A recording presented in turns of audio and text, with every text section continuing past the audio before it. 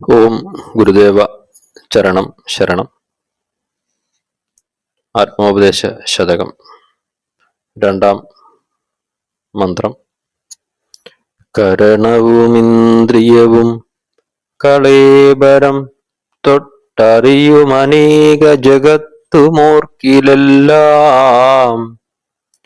പരവെളി തന്നിലുയർന്ന ഭാനുമാൻ തൻ തിരുവുരുവാണു തിരഞ്ഞു തീറിടേണം. കരണവും ഇന്ദ്രിയവും കളേവരം തൊട്ടറിയും അനേക ജഗത്തും ഓർക്കിൽ എല്ലാം പരവെളി തന്നിലുയർന്ന ഭാനുമാൻ തൻ തിരുവുരുവാണ് തിരഞ്ഞു തീറിടേണം.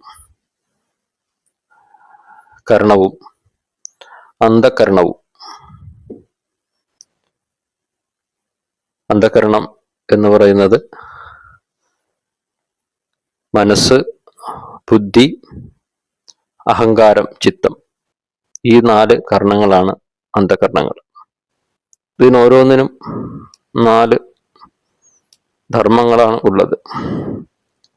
സങ്കല്പ വികല്പ രൂപമാണ് മനസ്സ്. നിശ്ചയാത്മികയാണ്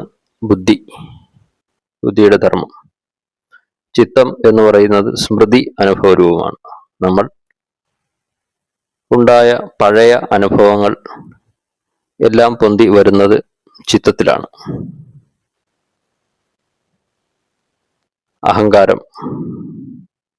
അഹങ്കാരത്തിന്റെ സ്വരൂപം ഞാൻ എന്ന അഹംഭാവമാണ്. അഭിമാനവൃത്തിയാണ് അഹങ്കാരത്തിനുള്ളത്. ഞാൻ എന്നുള്ള അഭിമാനം ഇല്ലാതെ ആർക്കും ഒന്നും ചിന്തിക്കുന്നതിനോ പ്രവർത്തിക്കുന്നതിനോ സാധ്യമല്ല. ഈ 4 കരണവും ഇന്ദ്രിയവും 5 ജ്ഞാനേന്ദ്രിയങ്ങളും 5 കർമ്മേന്ദ്രിയങ്ങളും ഉണ്ട്. കണ്ണ്, മൂക്ക്, നാക്ക് തുടങ്ങി 5 ജ്ഞാനേന്ദ്രിയങ്ങൾ. വാക്, പാണി, പാദ, പായു, ഉപസ്ഥം 5 കർമ്മേന്ദ്രിയങ്ങൾ. അപ്പൊ ഈ നമ്മൾ പ്രപഞ്ചത്തെ അറിയുന്ന അറിവിന് ആധാരമായി വർത്തിക്കുന്നത് അന്ധകരണവും അതിനോട് ചേർന്ന് നിൽക്കുന്ന 5 ജ്ഞാനേന്ദ്രിയങ്ങളും 5 കർമ്മേന്ദ്രിയങ്ങളുമാണ്. ഇതുകൂടാതെ ആർക്കും ഈ പ്രപഞ്ചത്തെ ജഗത്തിനെ അനുഭവിക്കാൻ സാധിക്കില്ല. ഇവയെല്ലാം കരണവും ഇന്ദ്രിയവും കളേബരം ഇതടങ്ങിയ ശരീരം തൊട്ട് തുടങ്ങി അറിയുന്ന അനുഭവവേദ്യമാകുന്ന ഈ ജഗത്തും ഈ പ്രപഞ്ചവും ഓർക്കിൽ വിശേഷമായ പ്രയോഗമാണ് ഗുരുദേവ കൃതിയുടെ. എല്ലായിടത്തും ഇത് കാണാം. ഓർക്കിൽ, ആരായുകിൽ എന്നെല്ലാം പേർത്തും ഗുരു ഉപയോഗിക്കുന്നുണ്ട്. നമ്മൾ ചിന്തിക്കുകയാണെങ്കിൽ, ചിന്തിക്കാത്തവർക്ക് ഇതെല്ലാം ഉണ്ട്. ഓരായകിലുണ്ട് അഖിലവും. നമ്മൾ നല്ലവണ്ണം മനനം ചെയ്യുന്ന ഒരു വിവേകശാലിക്ക്, അതാണ് ഗുരു ഇവിടെ ഉദ്ദേശിക്കുന്നത് ഓർക്കിൽ എന്ന പദം. ഓർക്കിൽ എല്ലാം ഈ സമസ്ത പ്രപഞ്ചവും ചിന്തിച്ചാൽ നമുക്ക് മനസ്സിലാക്കുവാൻ സാധിക്കും. വിവേകശാലിക്ക് ഗ്രഹിക്കാൻ സാധിക്കും. പരവെളി തന്നിലുയർന്ന ഭാനുമാൻ തൻ തിരുവുരുവാണ് തിരഞ്ഞു തേറിടേണം. ചിന്തിക്കുന്ന വിവേകശാലിക്ക് ഗ്രഹിക്കാൻ സാധിക്കുന്നതേ ഉള്ളൂ.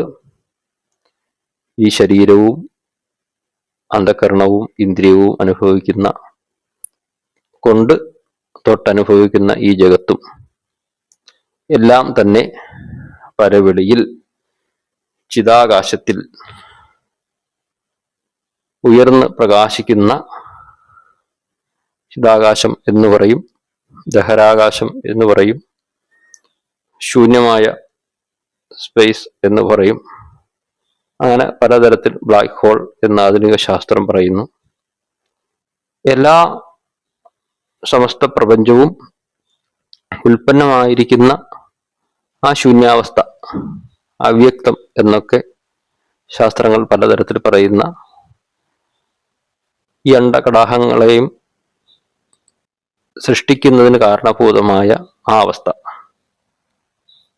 അതാണ് പരവെളി എന്നുദ്ദേശിക്കുന്നത്. ആ പരവെളി തന്നിൽ ഉയർന്ന, ആ പരവെളിയിൽ നിന്നും ഉത്ഭവിച്ച ഭാനുമാൻ ദിവ്യപ്രകാശത്തോടു കൂടിയ പരമാത്മാവിൻ്റെ തന്നെ തിരുശരീരമാണ് എന്ന് തിരഞ്ഞു തേടണം, അന്വേഷിച്ച് ബോധ്യപ്പെടണം എന്നാണ്. തിരയുക എന്ന് പറഞ്ഞാൽ അന്വേഷിക്കുക, തനി മലയാളം പദമാണ്. തേടണം, ബോധ്യപ്പെടണം.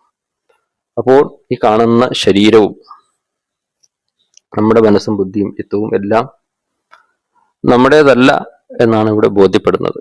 കാരണം ഇതെല്ലാം ഉരുത്തിരിഞ്ഞ് വന്നിരിക്കുന്നത്, ഇതിനെല്ലാം ആധാരഭൂതമായ മഹാചൈതന്യത്തിൻ്റെ അംശം മാത്രമാണ് നമ്മളുടേതായി നമ്മൾ അനുഭവിക്കുന്ന ഈ പഞ്ചഭൂതാത്മകമായ ശരീരം തുടങ്ങി നമ്മുടെ മനസ്സ് എന്ന് കരുതുന്ന, നമ്മുടെ ചിന്തകൾ എന്ന് കരുതുന്ന നമ്മുടെ മനസ്സ് പോലും നമ്മുടെ അല്ല.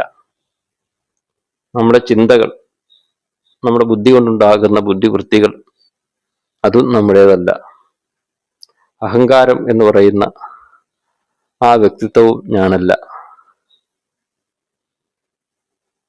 ചിത്തം, എൻ്റെ സ്മൃതികൾ ആയിട്ട്, എൻ്റെ ഓർമ്മകളായിട്ട് വരുന്ന ആ ഓർമ്മയും ഞാനല്ല. ഓർമ്മയും ഇല്ലാത്തൊരവസ്ഥയിലേക്ക് നമ്മുടെ ജീവിതം കടന്നു പോകാറുണ്ട്.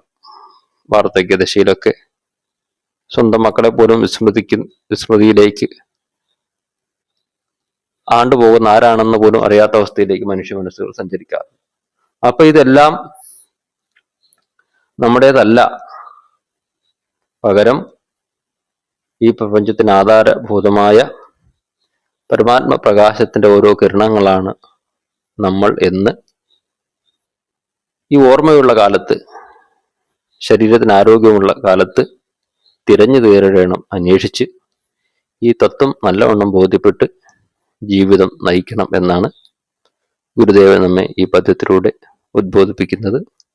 കൂടുതൽ കൂടുതൽ ആത്മോപദേശത്തിന്റെ അർത്ഥം വെളിവാകുന്നതിന് ഈ പദ്യം കൂടുതൽ കൂടുതൽ മനനം ചെയ്യുവാൻ മഹാഗുരു എല്ലാവരെയും അനുഗ്രഹിക്കട്ടെ എന്ന് പ്രാർത്ഥിച്ചുകൊണ്ട് എല്ലാവർക്കും മംഗളങ്ങൾ നേരുന്നു. ഓം ശാന്തി ശാന്തി ശാന്തി.